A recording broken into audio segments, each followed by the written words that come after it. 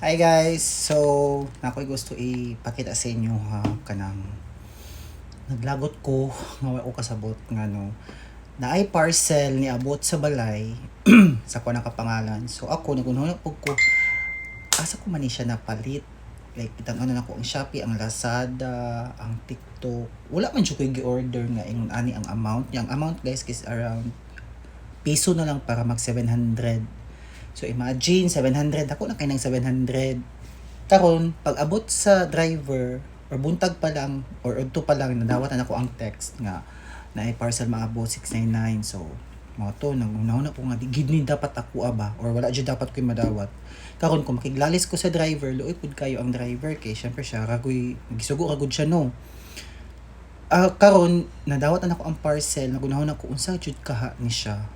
Kabalo mo, mauni siya ang 699.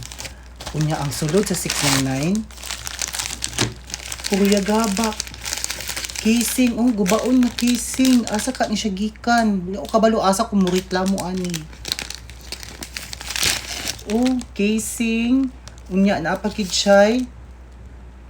Buak nga tempered glass. Wala o kabalo jud nya. Tanawa, dili man ingon ani akong cellphone nya. Di ko mo palit og ingon ani nga color pink ngano man ni. Duha pa jud ka buok, napa isa imagine 699 ingon ani, unsa dinhi? Napo siya tempered. Wala jud ko gi-order nga ingon ani guys. Natingala jud ko nganong na iniabot nga ingon ani. So, mo to siya, wala ko laing choice kundi bayaran ako siya nya medyo na-bother na ko kay basin og dili lang isa ka buok parcel ang moabot. Ambot asa gikan ang parcel, wala ko kabalo. Basta kay ang parcel na ang pangalan is Cosmetics and Co.